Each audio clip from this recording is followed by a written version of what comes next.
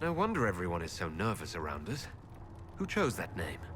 Divine Justinia herself. I understand that this was not a popular decision.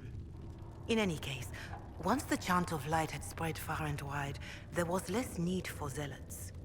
The Inquisitors became the seekers of truth, and eventually the Templars.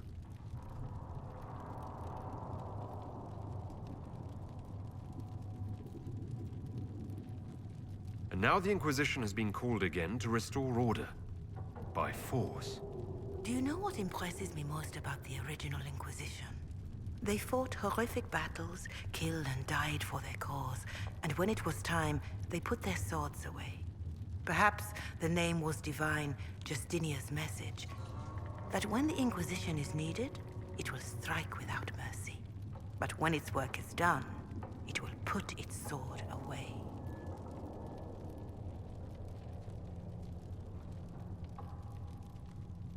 Do you know who the Grand Clerics will choose as the next Divine? It is a difficult decision. All the obvious candidates perished with Divine Justinia at the Conclave. The Grand Clerics are terrified of the Inquisition. They will not decide soon, and I fear they will not decide wisely. Whoever is chosen needs the Inquisition's support. No one else seems likely to seal the breach.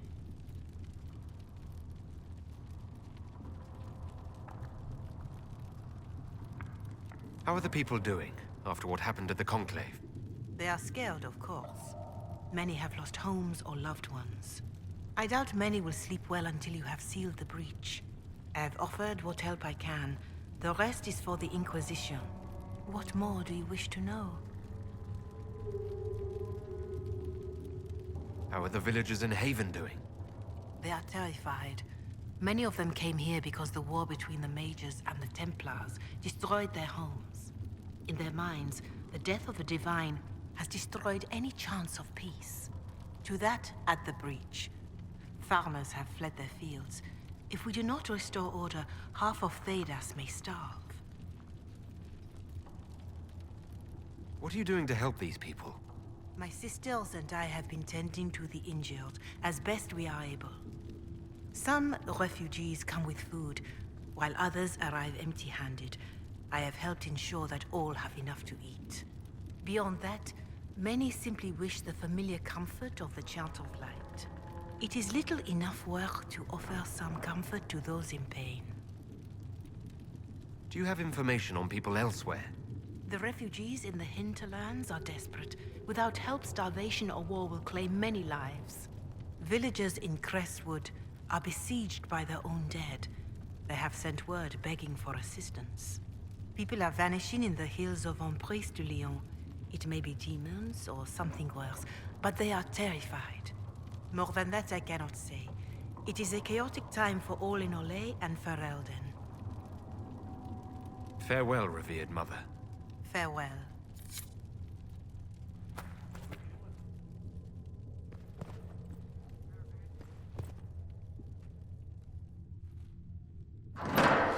The Inquisition cannot remain, Ambassador, if you can't prove it was founded on Justinia's orders.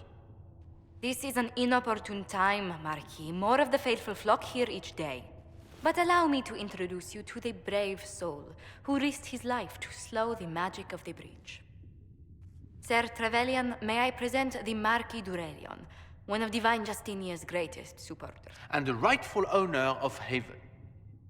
House d'Aurelion lent Justinia these lands for pilgrimage. This Inquisition is not a beneficiary of this arrangement. This is the first I've heard of Haven having an owner outside the Chantry. My wife, Lady Machin of Denner, has claimed to Haven by ancient treaty with the monarchs of Ferelden. We were honored to lend its use to Divine Justinia. She was a woman of supreme merit. I will not let an upstart order remain on her holy grounds.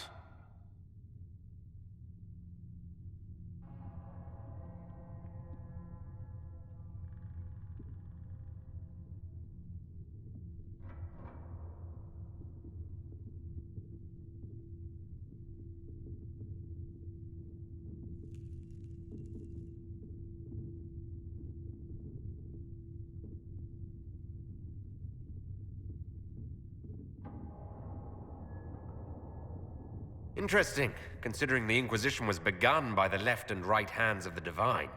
I've seen no written records from Sister Liliana or Seeker Pentagus that Justinia approved the Inquisition. If you won't take her at her word, I'm afraid Seeker Pentagast must challenge him to a duel. What? It is a matter of honor among the Navarrans. Shall I arrange the bout for tonight? No. No. Perhaps my reaction to the Inquisition's presence was somewhat hasty. We face a dark time, Your Grace. Divine Justinia would not want her passing to divide us. She would, in fact, trust us to forge new alliances to the benefit of all, no matter how strange they might seem.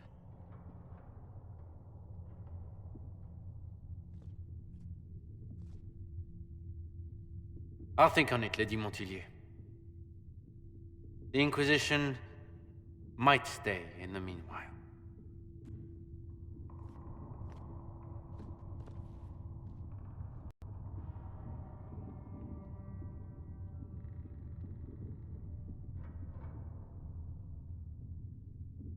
Do the Durelions actually have a claim on this place?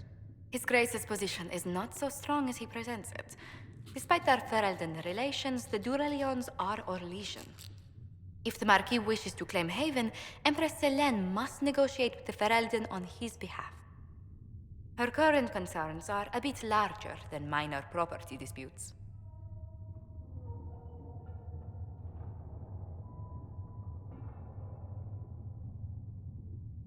I apologize for the intrusion.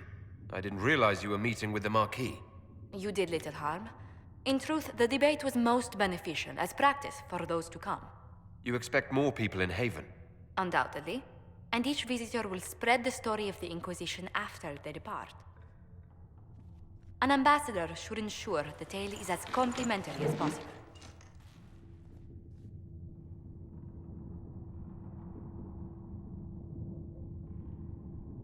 What sort of dealings have you had with nobility? For some years, I was the royally appointed court ambassador from Antiva to Orlais.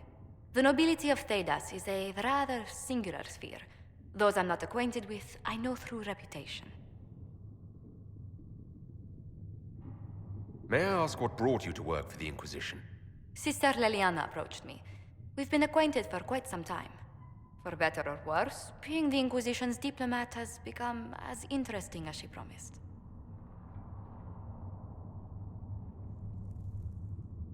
I'm glad for your help. I have a feeling the Inquisition's going to need it. I do believe you are correct.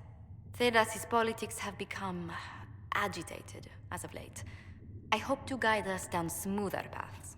But please excuse me. I've much work to do before the day is done.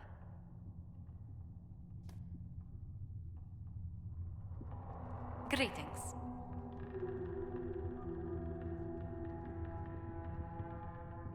How do you and Liliana know each other? We moved through similar circles in Orlais. I believe we actually met in Val Royaux. Liliana was quite an accomplished player of the game by then.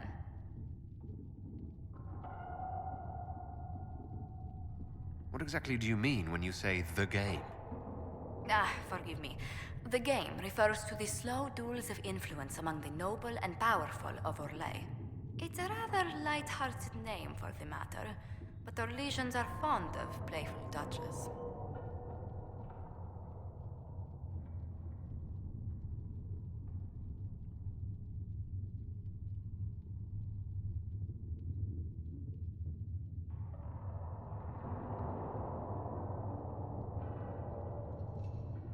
I'd swear our families have met before.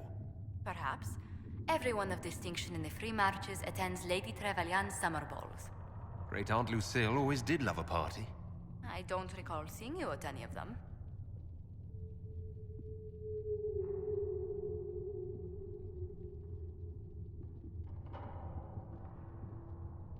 Attend one ball and you'll fend off invites for a dozen more. That reminds me. The Herald of Andraste has received several invitations from the curious. To parties? How many am I getting? Only 17 this month.